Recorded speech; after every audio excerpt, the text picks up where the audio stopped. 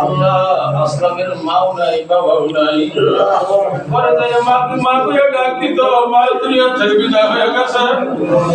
বাবা বিছানায় শোয়া ছিল, যাই একবার দেখতো বাবা বিদায় হয়ে গেছে।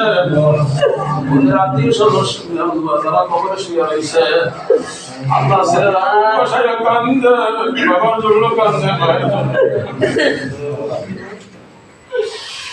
আল্লাহ তারা যদি কোনো বুদ্রুনি করে থাকে, আল্লাহ আপনি নিজ গুণে ক্ষমা করে তাদের কবরকে বেহেশতের বাগান বানিয়ে দেন।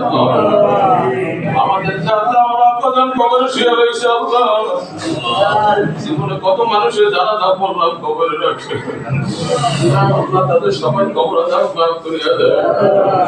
আপনার বান্দারা কি জন্য কান্দে, চোখের পানি ভরে, আপনি বসের বান্দা তোরা যখন আমার দরবারে হাত তুলে কান্দো, তোরা যেমন তোর মা বাবার জন্য মাপ চাও, তাদের কবরকে বেহেশতের বাগান করিয়া দেন, আপনি মাফ করিয়া দেন। বিশেষ করে আমার কিয়ামত থেকে যত মেয়ের পুরুষ কবরে শুয়ে হয়েছে, সবাইকে মাফ করিয়া দেন। আল্লাহ আমাদের ঘর মসজিদ হাত উঠে সবাই তাকে ছেড়ে দেন।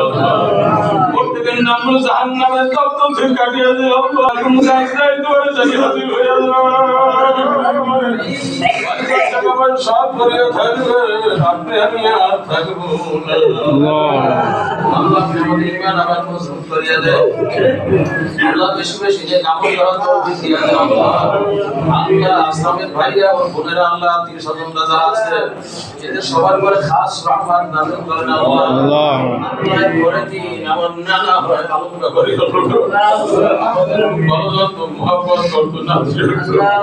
আল্লাহ তার জানে তার কবরে রাখা গেল, আল্লাহ আল্লাহ তাকে আপনি মাফ করে দেন, বেহেশত নসিব করে দেন। আল্লাহ আল্লাহ বান্দার জীবনে এমন কোনো গুনাহ নাই, পাপ নাই, যা আপনার রহমত অতিক্রম করতে পারে, আপনি বসুন করে দেন। আল্লাহ যত মুর্শিদ আমাদের আত্মীয় স্বজন কবরে আছে, সবাইকে মাফ করে দেন, সবার করে খাস রহমত নাযিল করেন। আসমানি জমিনি বালা মুসিবত থেকে সবাইকে হেফাজত করেন। যারা অসুস্থ আছে তাদের সুস্থতা দান করেন। আল্লাহ খাওয়ানোর পরনে ঘরে দুয়ারে টাকা পয়সায় জমি জমায় যাদের কষ্ট অভাব অনটন দূর করিয়া দেন।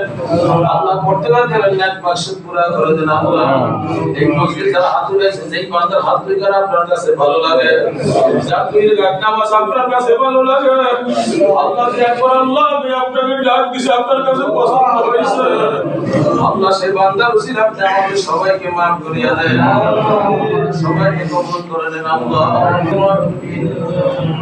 আমিন।